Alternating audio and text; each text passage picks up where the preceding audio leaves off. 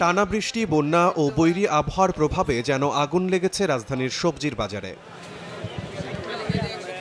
সপ্তাহ ব্যবধানে বেশিরভাগ সবজির দাম কেজিতে 40 থেকে 60 টাকা পর্যন্ত বেড়েছে। এতে সাধারণ ক্রেতারা বাড়তি খরচের চাপে পড়লেও বিক্রেতাদের সোজাসাপটা উত্তর, বৃষ্টিতে কমেছে সরবরাহ। আমি 20 মিনিট ধরে ব্যাগ নিয়ে ঘুরতাছি, দাম শুনে খালি পিছিয়ে যায়, মানে কিনবো সে সাহসটা আমি পাচ্ছি না। যেখানে সবজি এখানে বৃষ্টি হয়েছে, বৃষ্টির কারণে নষ্ট হয়ে গেছে অনেক সবজি। অতিরিক্ত পানি হওয়ার কারণে সবজি আনা যাচ্ছে না বা এগুলো পানি ভর্তি হয়ে গেছে, এই জন্য দাম বাড়তি। সাপ্তাহিক ছুটির দিন রাজধানীর কারওয়ান বাজারে কাঁচামরিচ বিক্রি হচ্ছে 120 থেকে 160 টাকা কেজি, শসা 200, গাজর 160 আর বেগুন ছাড়িয়েছে 120 টাকা। এছাড়া পটল, ঢেঁড়স ও কাঁকরোল 80 আর পেঁপের দর ঠেকেছে 40 টাকা প্রতি কেজিতে।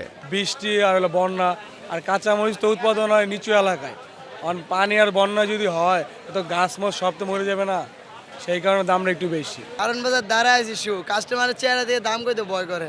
1 কেজি শসা 200 টাকা, তারপরে 1 কেজি টমেটো 160 টাকা, 1 কেজি বেগুন 120 টাকা, বটবটি 1 কেজি 200 টাকা, একটা লাউ 80 টাকা। শুধু সবজিই নয়, চড়েছে মধ্যবিত্তের আমিষের চাহিদা মেটানো ডিমের দামও। সপ্তাহ ব্যবধানে 10 টাকা বেড়ে প্রতি ডজন লাল ডিম বিক্রি হচ্ছে 135 আর সাদা ডিম 120 টাকায়। এই সপ্তাহে একটু বেশি আছে, কারণ আপনার গেছে শুক্রবার আমরা ডিম বিক্রি করছি লালটা 120 টাকা, সাদাটা 110 টাকা। ঊর্ধ্বমুখী মাছের বাজারও প্রতি কেজি রুই মাছ কিনতে গুনতে হচ্ছে 360 থেকে 380 টাকা। এছাড়া কাতলা 320 থেকে 350, তেলাপিয়া 250 থেকে 260 এবং পাঙ্গাস ও কই মাছ বিক্রি হচ্ছে 180 থেকে 200 টাকা কেজি দরে। বর্ষা, এই জন্য মাছ ধরতে পারে নাই, আসে নাই, দাম অনেক বেশি।